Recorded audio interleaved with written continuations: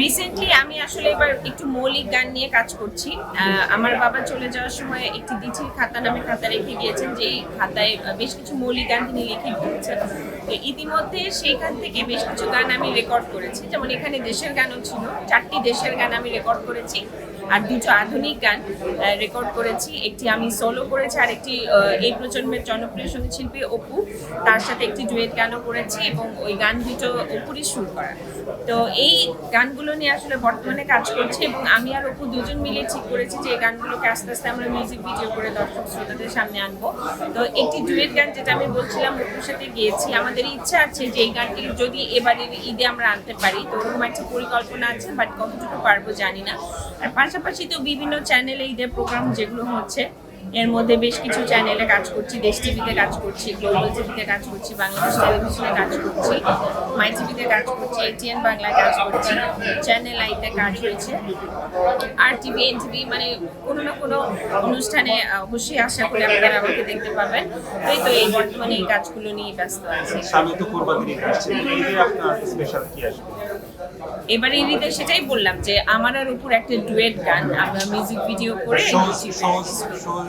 Special কিছু shows আমরা করছি, দেশ টিভিতে করবো, এটিএন বাংলায় করবো, মাই টিভিতে করবো, আর টিভি এনটিভি কথা চলছে, চ্যানেল আই ফাইনালাইজ হয়তো এর মধ্যে হয়ে যাবে। বাংলাদেশ টেলিভিশনে এবার একটা বিশেষ প্রোগ্রাম আমরা করছি আমার বাবার গানের উপর, তো একটু বৈঠকি স্টাইলে। তো আশা করি যে এই প্রোগ্রামটা আপনারা উপভোগ করবেন। তো সেটা নিয়ে এখন একটু পরিকল্পনা করছি, মানে কিভাবে মানে একেবারে বেস্ট ওয়েতে করা যায়। তো এই জিনিসটা নিয়ে বর্তমানে ব্যস্ত আছে। আগের দিনের গান এখন আমরা শুনি বা এগুলো রিমেক হয়, এখনকার গানের ভাষাগুলো খুব একটা টিকে থাকছে না, এখনকার তো শিল্পের চাইতে অশিল্প চর্চাটা বেশি হয়, কারণ ভাইরাল একটা ওয়ার্ড এসছে, যে ওয়ার্ডটা আমি বলবো যে আমাদের সংস্কৃতিকে ধ্বংস করে দিচ্ছে। কারণ এখনকার অনেক শিল্পীরা আছেন কিংবা অনেকে যারা শিল্পীও নন, তারা এখন এই অশিল্প চর্চাটা করেন ভাইরাল হওয়ার জন্য।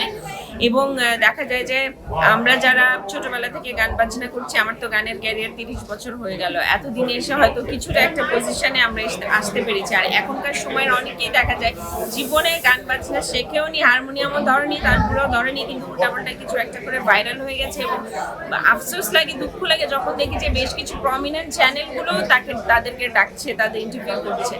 এই জিনিসগুলো খুব দুঃখ দেয়, কারণ শিল্প একটা, আমি বলবো যে একজন শিশুকে যেমন তার মা বাবা যত্ন করে বড় করে, শিল্প চর্চাটাও ঠিক তাই, মানে খুব যত্ন করে শিল্পটাকে আস্তে আস্তে উপরে উঠাতে হয়। কিন্তু আজকাল আমি বলবো যে শিল্পের নামে যে অশিল্প চর্চাটা হচ্ছে, এটা দুঃখজনক এবং এতে করে আমাদের সংস্কৃতি দিন দিন ধ্বংসের দিকে চলে যাচ্ছে আমি বলবো অনেকটাই। কারণ 70, 80, 90 দশক কিংবা 2000 এই সময়টাকে সঙ্গীতের স্বর্ণালী যুগ বলা হয়, তাহলে এখনকার সময়টাকে কেন আমরা বলতে পারছি না সঙ্গীতের স্বর্ণালী যুগ? আর এখনকার অনেক গানের আমি বলবো যে স্থায়িত্বটা কম হয়, সেটার পিছনে অনেকগুলো অবশ্য কারণ আছে। একটা কারণ নেই, ফার্স্ট অফ অল অনেক ভালো কাজও হচ্ছে না যে তা না, বাট দেখা যাচ্ছে যে এত বেশি মিডিয়া এবং রিমোট কন্ট্রোলটা হাতের মুঠোয় থাকাতে অনেক ভালো কাজ আমাদের চোখের আড়াল হয়ে যায়, কানের আড়াল হয়ে যায়, আমরা শুনি না, আমাদের দর্শক বাড়ি পর্যন্ত পৌঁছায় না, গানগুলো জনপ্রিয়ভাবে হয় না।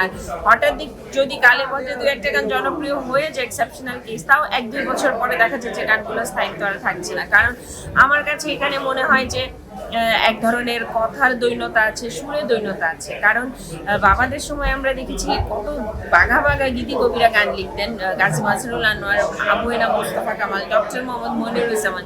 এখন কিন্তু সেই লেভেলের গীতি কবি সে অর্থে নেই।